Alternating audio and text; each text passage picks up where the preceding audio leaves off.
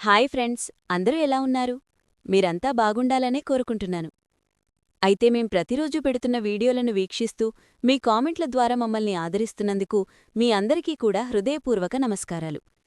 మేమింకా మరెన్నో మంచి వీడియోలు మీకు అందించాలంటే మీ సపోర్ట్ మాకు చాలా అవసరం. అది జరగాలంటే ఈ వీడియోని మీరు లైక్ చేయండి. మీరిచ్చే లైక్ మాకు బూస్టప్గా పనిచేస్తుంది. ఇక ఆలస్యం చేయకుండా వెళ్ళిపోదాం ఇవాల్టి మా దెయ్యాల ప్రపంచంలోనికి. 2018 సంవత్సరం తూర్పుగోదావరి జిల్లాకు దగ్గర్లో ఉన్నటువంటి ఒక చిన్న గ్రామం. ఆ గ్రామం పేరు చెప్పడానికి నాకు పెద్దగా ఇష్టం లేదు.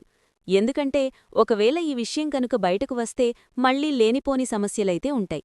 కాని ఆ రోజుల్లో నేను పడ్డ ఇబ్బందులైతే మీకు చాలా వివరంగా చెప్తాను. ఈ స్టోరీని చివరి వరకు ఎక్కడా స్కిప్ చేయకుండా వినండి. రాఘవరావు 38 సంవత్సరాల వయసు. వీఆర్ఓ అధికారిగా గ్రామంలో పనిచేస్తున్నాడు. నిజాయితీపరుడు, కష్టపడి పనిచేసే వ్యక్తి. అతని భార్య పేరు లక. 20 సంవత్సరాల కుమార్తె, తన పేరు స్వప్న. సంతోషకరమైన కుటుంబం. గ్రామస్తులంతా కూడా వీఆర్ఓ అయినటువంటి రాఘవరావుని గౌరవించేవారు. అది జూలై మాసం మొదటివారం. వర్షం కురుస్తోంది. ఆఫీస్లో రాఘవరావు ఫైళ్లు చూస్తున్నాడు. అప్పుడే తలుపు బలంగా ఎవరో విసిరికొట్టినట్టు అయింది. ఆ 2 తలుపులు తెరుచుకున్నాయి. రాఘవరావు, బయటికి రా అని ఓ కఠినమైన స్వరం వినిపించింది. తాను వెంటనే బయటికి వచ్చి మరీ చూశాడు. అక్కడ అక్కయ్య అనే వ్యక్తి నిలబడి ఉన్నాడు. 60 సంవత్సరాల వయసు, ఎర్రటి కళ్ళు, మద్యం వాసన వస్తోంది. తన భార్య పేరు వెంకమ్మ. గ్రామంలో తనకు చాలా భయపడతారు. చాలామంది తన గురించి రకరకాలుగా మాట్లాడుతూ ఉంటారు. కొంతమంది ఏం చెప్తారంటే తనకు చేతబడి తెలుసు, చిల్లంగి తెలుసు, ఇలాంటివన్నీ కూడా విద్యను నేర్చుకుంది అని. అక్కయ్య, ఏంటి విషయం అని ప్రశాంతంగా అడిగాడు వీఆర్ఓ. నా 1/2 ఎకరం భూమి పాస్బుక్లోకెందుకు లేదు? 4 నెలలైంది చెప్తున్నాను. నువ్వు కావాలనే చేయకుండా ఉన్నావు. నామీద నీకేం పగా అని కోపంతో అరిచాడు. అక్కయ్య, మీరు చూపించిన పత్రాలు సరిగ్గా లేవు. రికార్డుల్లో చూస్తే ఆ భూమి మీ పేరుమీద లేదు, మీ తమ్ముడి పేరుమీదైతే ఉంది. ముందు మీకు ఆయనకు ఎన్నో గొడవలైతే ఉన్నాయి కదా. ఇలాంటి పరిస్థితుల్లో ఇలాంటి పని చేయకూడదు. ఏదైనా ఉంటే మీరే పరిష్కరించుకోండి. తర్వాత నా దగ్గరికి రండి అని రాఘవరావు చెప్పాడు.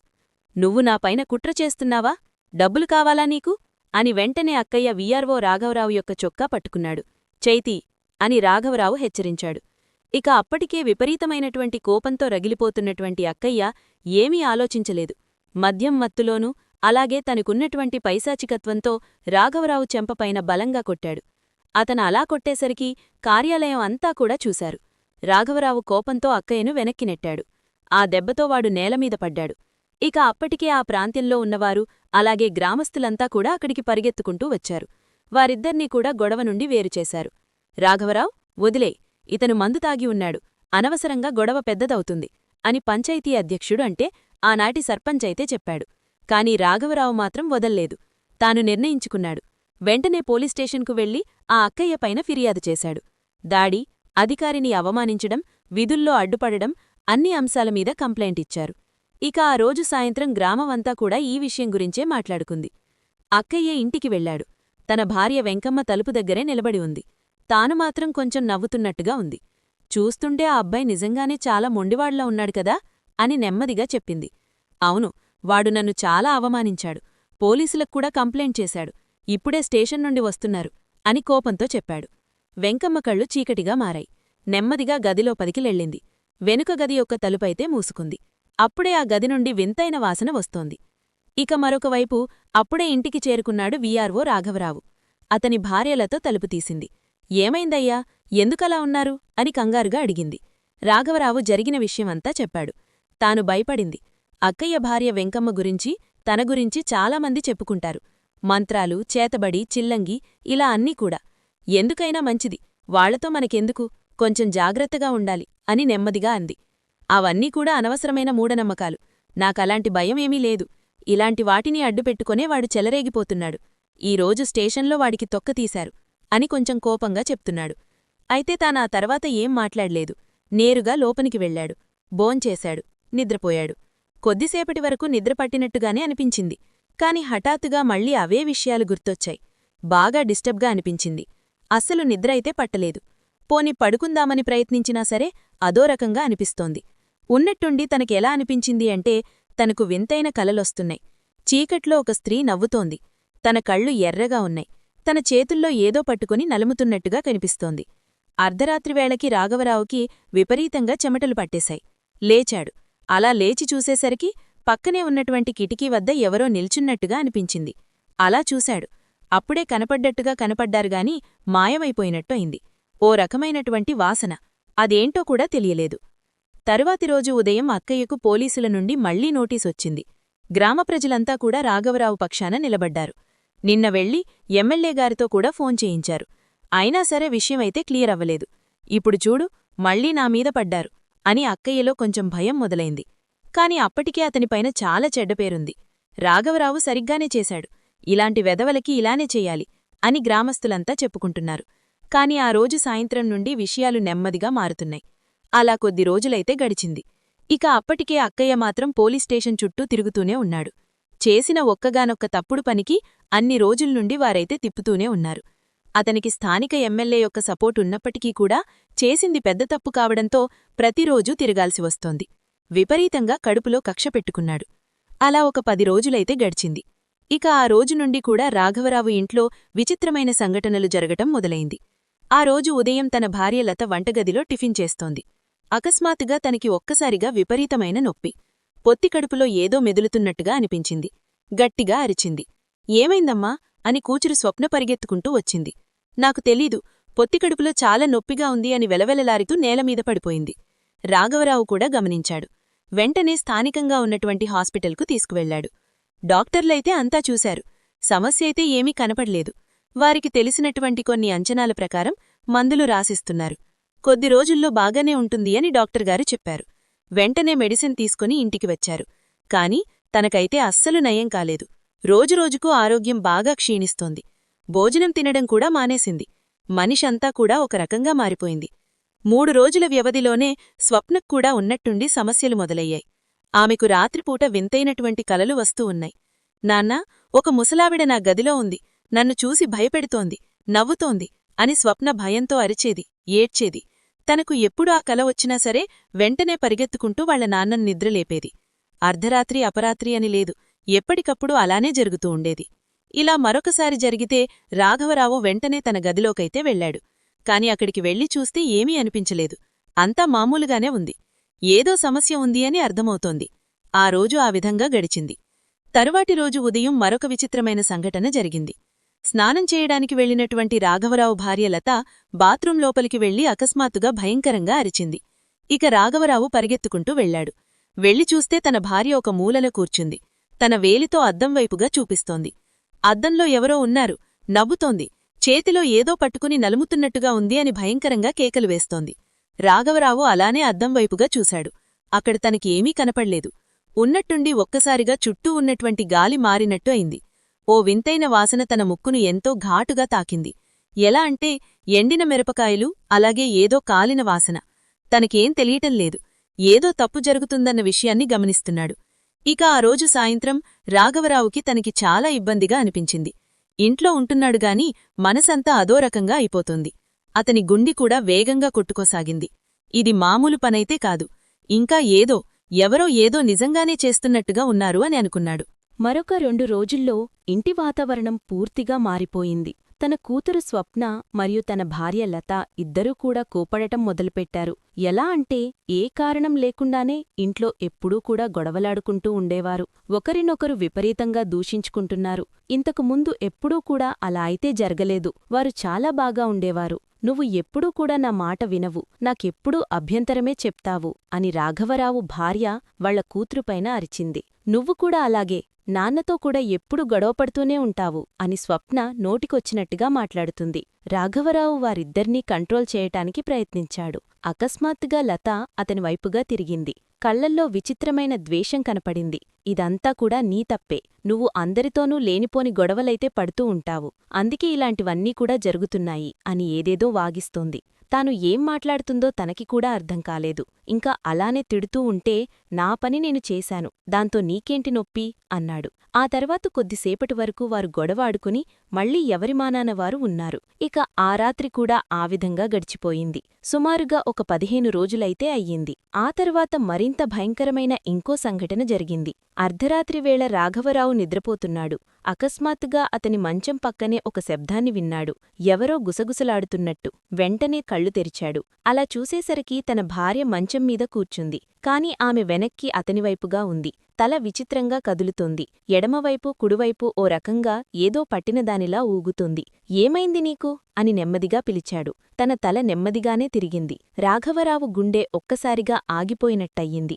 తన ముఖం తన భార్య ముఖం కాదు, ఇంకొకరి ముఖం. అది చూడటానికి చాలా భయంకరంగా కనిపించింది. రాఘవరావు ఆ స్వరం తన భార్యది అయితే కాదు, ఇంకొకరిది. నువ్వు చాలా ధైర్యంగా ఉన్నావు కదా, ఇప్పుడు చూద్దాం నీ ధైర్యమేంటో. గట్టిగా నవ్వింది. ఆ భయంకరమైన నవ్వు తర్వాత తన శరీరం వణికిపోయింది. ఒక్కసారిగా ఆమె మంచం మీద పడిపోయింది. రాఘవరావు వెంటనే లేచి లైట్ ఆన్ చేశాడు. అప్పటికే తన భార్య మూర్ఛపోయింది. తను నోటినుండి ఏదో కారుతున్నట్టుగా ఉంది. కొంచెం దగ్గరకు వెళ్లి చూస్తే విపరీతంగా నురగ వస్తోంది. ఆ రాత్రి భయపడుతూనే గడపాల్సి వచ్చింది. తెల్లవారటానికి కొంచెం సమయం మాత్రమే ఉంది. మరుసటి రోజు రాఘవరావు తనకు సహాయంగా ఉంటుంది అని తన తల్లిదండ్రులు పిలిచాడు. వారు రావటంతోనే తనకి కొంచెం ధైర్యంగా అనిపించింది. ఇంట్లో జరిగిన విషయాలన్నీ కూడా తాను చెప్పాడు. వారు కూడా ఆ మాటలన్నీ విని ఒక్కసారిగా ఆశ్చర్యపోయారు. ఇక అప్పటికే లత మంచం మీద పడుకుంది. ఏం మాట్లాడటం లేదు. కళ్ళు తెరిచే ఉన్నాయి, కాని ఎవరినీ చూడటం లేదు. స్వప్న ఒక మూలలో కూర్చుని తన చేతులు పట్టుకుని తానే వణికిపోతోంది. ఇక్కడేం జరుగుతోందిరా అని తన తండ్రి కొంచెం ఆందోళనగా అడిగేసరికి రాఘవరావు అన్ని విషయాలు చెప్పాడు. అక్కయ్యతో జరిగినటువంటి ఆ విషయం, ఫిర్యాదు, తర్వాత మొదలైన అంశాల గురించి. ఇక అప్పటికే రాఘవరావు తల్లి సరోజమ్మ ముఖం మాడిపోయింది. రే, ఆమె గురించి నేను విన్నానురా. దానికి ఏవేవో విద్యలు తెలుసు అంటారు. అయినా ఎన్నాళ్లుగానో ఇక్కడుంటున్నావు కదా, అనవసరంగా దాంతో ఎందుకు పెట్టుకున్నావు? ఇంతకుముందు వేరే దగ్గర ఉద్యోగం చేసేవాడివి. ఏరికోరి ఇంటికి దగ్గరగా ఉంటుందని ఇక్కడికి తెచ్చుకున్నావు. ఇప్పుడు చూడు ఎన్ని సమస్యలు వస్తున్నాయో. అమ్మా, అదంతా కూడా మూఢనమ్మకమే. మనం డాక్టర్ దగ్గరికి వెళ్దాం. అలాంటి వాళ్ళని మనం నమ్మామంటే ఇంకొకరితో కూడా ఇలానే చేస్తారు. సరే, మీరైతే లతను జాగ్రత్తగా చూసుకోండి. నాకు ఆఫీస్లో పని ఉంది, వెళ్తాను అని చెప్పాడు. వెంటనే అక్కడ్నుండి ఆఫీస్కు వెళ్లాడు. అక్కడే కూర్చుని ఫైల్స్ అన్నీ కూడా చూస్తున్నాడు. అకస్మాత్తుగా అతనికి విపరీతమైన తలనొప్పి వచ్చింది. తన కళ్ళు తిరుగుతున్నట్టుగా అనిపించింది. ఉన్నట్టుండి వాంతి వస్తున్నట్టుగా అనిపించింది. వెంటనే బయటికి పరిగెత్తాడు. అలాగే వాంతులు చేసుకున్నాడు. ఆ తర్వాత అక్కడ కనబడ్డదాన్ని చూసి ఒక్కసారిగా అతనిలో వణుకు పుట్టింది. ఎందుకంటే తాను చేసినటువంటి వాంతిలో కొంచెం రక్తం కూడా పడ్డట్టుగా ఉంది. హడలిపోయాడు. ఏమైందండి మీకు? అని పక్కనే ఉన్నటువంటి వేరొక వ్యక్తి అయితే పరిగెత్తుకుంటూ వచ్చాడు. నాకు తెలియదు, చాలా నొప్పిగా ఉంది, తలంతా నొప్పి అని వణుకుతూ చెప్పాడు. ఒక్కసారిగా కళ్ళు తిరిగినట్టు అక్కడే పడిపోతున్నట్టుగా అయిపోయాడు. అప్పటికప్పుడు తనని హాస్పిటల్కు తీసుకువెళ్లారు. డాక్టర్లు అన్ని రకాల పరీక్షలు చేశారు. రక్త పరీక్షలు, స్కానింగ్లు అన్నీ కూడా. కాని ఎందులోనూ తేడా కనపడలేదు. మీకు ఏ ప్రాబ్లం కూడా లేదండి, వీలైతే కొంచెం రెస్ట్ తీసుకోండి, తగ్గిపోతుంది, లేదా వేడి చేయటం వల్ల ఇలా జరిగి ఉండొచ్చు అని డాక్టర్ చెప్పారు. కాని రాఘవరావుకు తెలుసు, ఇది సాధారణమైన సమస్య కాదు. ఆ విషయాన్ని తాను అంగీకరిస్తున్నాడు. ఉన్నట్టుండి తన లోపల ఏదో కదులుతున్నట్టుగా ఓ భయంకరమైన అనుభూతి. ఏదో తనని లోపల నుండే తినేస్తున్నట్టుగా అనిపించింది. ఇక ఆ రాత్రి తాను ఇంటికి తిరిగి వచ్చాక పరిస్థితి మరింత దారుణంగా మారిపోయింది. స్వప్న అయితే పిచ్చిదానిలా అరుస్తోంది. అమ్మా, తాతా, నాన్నా, మళ్ళీ ఇంకొక అమ్మాయి వచ్చింది, నా గదిలో ఉంది, చేతిలో ఏదో పట్టుకుంది, దానిలో కొన్ని సూదులున్నాయి అని చాలా భయంతో అరుస్తూ ఉంది. నిద్రపోతున్న వేళ అలాంటి శబ్దాలు రావటంతో వారంతా కూడా ఆ గదిలోకైతే చేరుకోవటం జరిగింది. అప్పటికే చీకటిగా ఉండటంతో వారు వెళ్లి లైట్ ఆన్ చేశారు. గది మూల నేలమీద నల్లగా ఏదో పదార్థం కదిలినట్టుగా అయ్యింది. వెంటనే దగ్గరకు వెళ్లి చూశారు. అలా చూసేసరికి చచ్చిపోయినటువంటి పాములు, అలాగే కొన్ని తొక్కలు, ఎండిపోయినటువంటి రక్తం అసలదో రకంగా కనిపించాయి. దానిలో అన్ని చోట్లా సూదులు గుచ్చబడ్డట్టుగా ఉన్నాయి. భగవంతుగా, ఏంటిది, ఇలా జరుగుతుంది అని ఒక్కసారిగా రాఘవరావు తండ్రి ఆశ్చర్యపోతూ భయంతో అరిచాడు. వారు అప్పటికప్పుడు ఆ వస్తువులను బయటకు తీసుకువెళ్లి కాల్చేశారు. కాని అప్పటికే చాలా ఆలస్యమయ్యింది. ఒక చిన్న తగాదా ఎంతవరకు తీసుకువచ్చిందో మీకిప్పటికే అర్థమయ్యుంటుంది. కాని ఆ విషయం చెప్పి పోలీస్ కేసేమైనా పెడదామంటే ఆధారమే ఉండదు కదా. మరుసటి రోజు అప్పటికే 20 రోజులు గడిచింది. అత్యంత భయంకరమైన సంఘటన కూడా ఆ రోజే జరిగింది. ఉదయం 9 గంటల సమయానికి రాఘవరావు బాత్రూంలో ఉన్నాడు. ఓ పెద్ద శబ్దం, ధడ్మని ఏదో పడ్డట్టుగా తన తల్లి సరోజమ్మ పరిగెత్తుకుంటూ వెళ్ళింది. బాత్రూం తలుపైతే లాక్ అయ్యుంది. బాబూ, తలుపు తీయవో అని అరుస్తోంది. జవాబు లేదు. ఇక బలవంతంగా తలుపునైతే కొట్టాల్సి వచ్చింది. లోపలికి వెళ్లి చూస్తే రాఘవరావు నేలమీద పడి ఉన్నాడు. అతని కళ్ళు తెరిచే ఉన్నాయి, కాని అతనిలో ఎటువంటి కదలిక లేదు. శరీరం యొక్క కుడిభాగం అంతా కూడా పక్షవాతం వచ్చినట్టయింది. తన నోటి నుండి నురగ వస్తోంది. అంబులెన్స్, అంబులెన్స్, పిలవాలి అని వెంటనే కాల్ చేశారు. వారు అంబులెన్స్లో రాఘవరావుని హాస్పిటల్కు తీసుకువెళ్లారు. అక్కడ డాక్టర్లు అంతా పరీక్షించారు. రాఘవరావు పరిస్థితి అయితే మెరుగుపడలేదు. ఇక అప్పటికే తాను స్పృహ కోల్పోయాడు. అతని శరీరం మొత్తం కూడా పక్షవాతానికి లోనవుతోంది. మా అబ్బాయికి ఏమయింది అని సరోజమ్మ డాక్టర్లను చూస్తూ ఏడుస్తూ అడిగింది. మాకైతే ఖచ్చితంగా అర్థం కావటం లేదు. అతని బ్రెయిన్లో ఏదో జరుగుతున్నట్టుగా ఉంది, కాని స్కాన్ చూస్తే ఏమీ కనపడటం లేదు. ఈ కేసు కూడా చాలా వింతగా ఉంది. మాకేమీ అంతు చిక్కటం లేదు. తరువాత 3 రోజుల పాటు రాఘవరావుని ఐసీయూలోనే ఉంచారు. అయినా సరే ఎటువంటి స్పృహ లేదు. డాక్టర్లు అన్ని రకాలుగా ప్రయత్నించి మందులు, ఇంజెక్షన్లు, అన్ని ఆధునిక చికిత్సలు అన్నీ చేశాక మా వల్ల కాదు అని చేతులెత్తేశారు. అయితే 4వ రోజు మరొక సీనియర్ డాక్టర్నైతే పిలిపించారు. చూడండి, మా అబ్బాయికి ఏం జరుగుతోందో చూడండి అనగా, మామూలుగా అయితే ఎటువంటి ప్రాబ్లం కూడా లేదు. రిపోర్ట్స్ అన్నీ కూడా బాగానే ఉన్నాయి. అందులో ఏమీ కనపడటం లేదు. పరిస్థితిని గమనిస్తుంటే మీ అబ్బాయి కొద్ది రోజుల్లో చనిపోతాడు అన్న విషయం అర్థమయ్యింది అని అతను కూడా ఆ విధంగా చెప్పేసరికి అప్పటికే రాఘవరావు తండ్రికి అర్థమయ్యింది. అతను వెంటనే తన భార్యకు చెప్పాడు, మనం ఇకపైన హాస్పిటల్లోనే ఉండి టైం వేస్ట్ చేయకూడదు. వెంటనే ఎవరైనా మాంత్రగాడి వద్దకు వెళ్దాం. ఇది అలాంటి సమస్య అయ్యుండొచ్చు అనుకున్నారు. ఆ తర్వాత వారి అసలు గ్రామానికి దగ్గర్లో ఉన్నటువంటి మరో చిన్న గ్రామం గురించి విన్నారు. అక్కడ ఒక యువ తాంత్రికుడైతే ఉండేవాడు. తన పేరు వాసు. కేవలం 26 ఏళ్ల వయసు. కాని తన శక్తుల గురించి అనేక మంది మాట్లాడుకుంటూ ఉంటారు. నిజంగాలే తనకు చాలా శక్తులున్నాయి. ఎలాంటి దెయ్యాన్నైనా ఇట్టే వెళ్లగొట్టేస్తాడు. ఆ వార్త రాఘవరావు యొక్క కుటుంబం వరకు వచ్చింది. ఇక అదే ఆఖరి అవకాశంగా భావించారు. వాళ్లు అక్కడికి బయలుదేరి వెళ్లటం జరిగింది. ఆ రోజు సాయంత్రం వారైతే ఆ గ్రామానికి చేరుకున్నారు. వాసు ఇల్లు చాలా సాధారణమైంది. చూడటానికి మట్టి ఇల్లు, చుట్టూ తాటిచెట్లు. ఇంటి ముందైతే ఒక చిన్న ఆలయముంది. అది అమ్మవారికి సంబంధించింది. ఇక వాసు వారిని చూసి నమస్కరించాడు. చాలా ప్రశాంతంగా ఉన్నాడు ఆ కుర్రవాడు. తెల్లని వస్త్రాలు, నుదిటిపైన విభూది, మెడలో రుద్రాక్షమాల.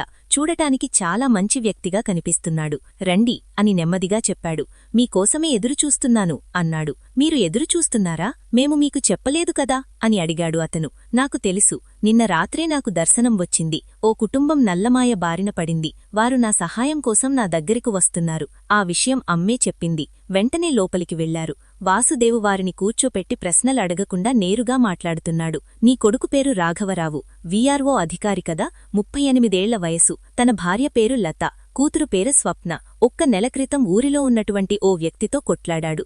ఆమె భార్య నల్లమాయను నిపుణురాలు. అలాగే అది భయంకరమైనటువంటి మాంత్రికురాలు కూడా. తన భర్తను నలుగురిలోనూ పరువు తీశాడు అన్న కక్ష పెట్టుకుని ఈ విధంగా మీ కుటుంబం మొత్తం మీద కూడా దాని మాయను ప్రయోగించింది. అందుకే నీ కొడుకు ఇప్పుడు ఆసుపత్రిలో ఉన్నాడు, మరణానికి దగ్గరగా. వాసు ఒక్కో మాట నెమ్మదిగా చెప్పాడు. సరోజమ్మ అప్పటికే షాక్లో ఉంది. మీకివన్నీ కూడా ఎలా తెలుసు?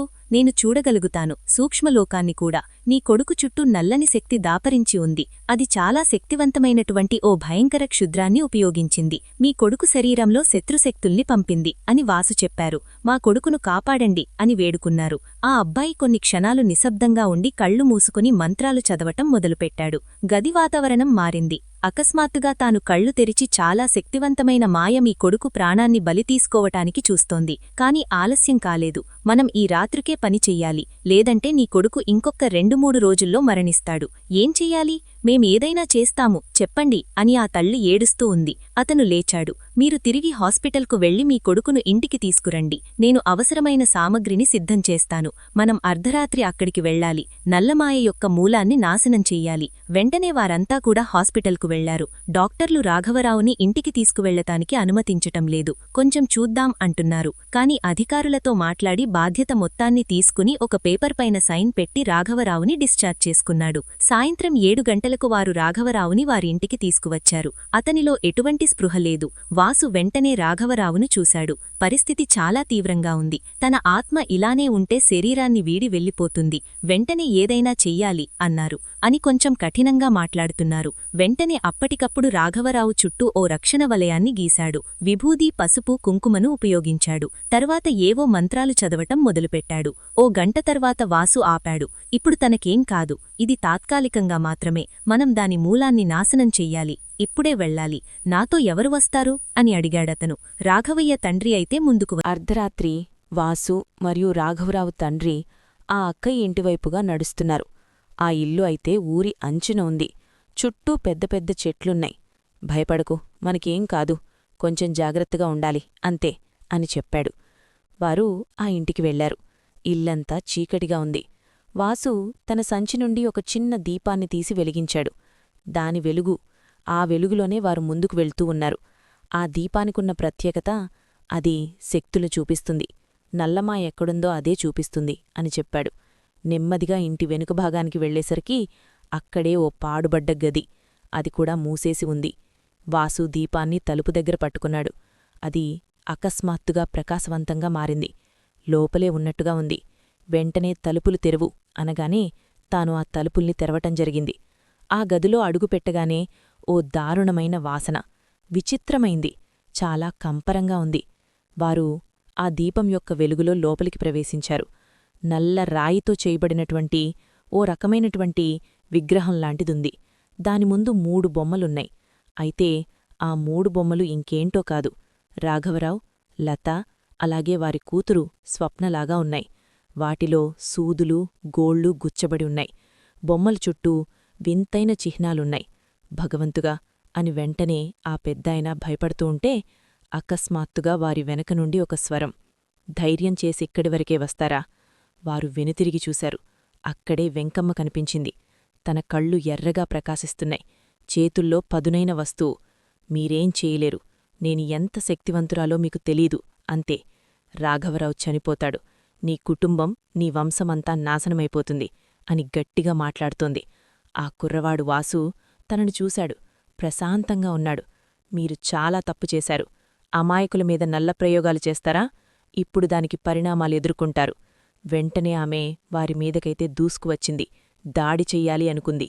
చేతిని పైకి లేపి వారినింకా ఆ కత్తితో ఏదో చేద్దామో అనుకునేసరికి అంతే, తన చెయ్యి గాలిలోనే స్తంభించిపోయింది.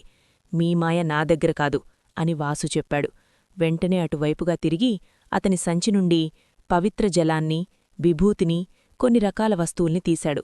శక్తివంతమైన మంత్రాలు చదువుతూ ఆ గదిలో ఉన్నటువంటి ఆ వస్తువులపైన ఆ పవిత్ర జలాన్నైతే చల్లాడు. ఆ గోడలు పగులుతున్నట్టుగా అనిపించింది.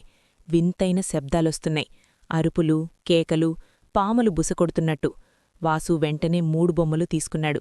వాటిని పవిత్ర జలంతో మొత్తం తడిపేశాడు. హఠాత్తుగా ఓ నల్లని పొగ బయటకొచ్చింది. ఆపు, ఆపు అని గట్టిగా అరిచిందామె. మీరు నన్ను నాశనం చేస్తున్నారు అనగా, నిన్ను మేం నాశనం చేయటమేంటి? నీకు నువ్వుగానే నాశనమైపోతున్నావు. ఇలాంటి నల్ల ప్రయోగాలు ఎవరు చేస్తారో వారందరికీ ఇదే గటికదా పట్టేది అని చెప్పాడతను. ఇక అప్పటికే తనకర్థమైంది. వాసు మరింత శక్తినైతే ఉపయోగించాడు. అక్కడున్నటువంటి వాటన్నింటినీ సేకరించి ఒక ఇత్తడి పాత్రలో వేశాడు. దాని కింద నిప్పు పెట్టాడు.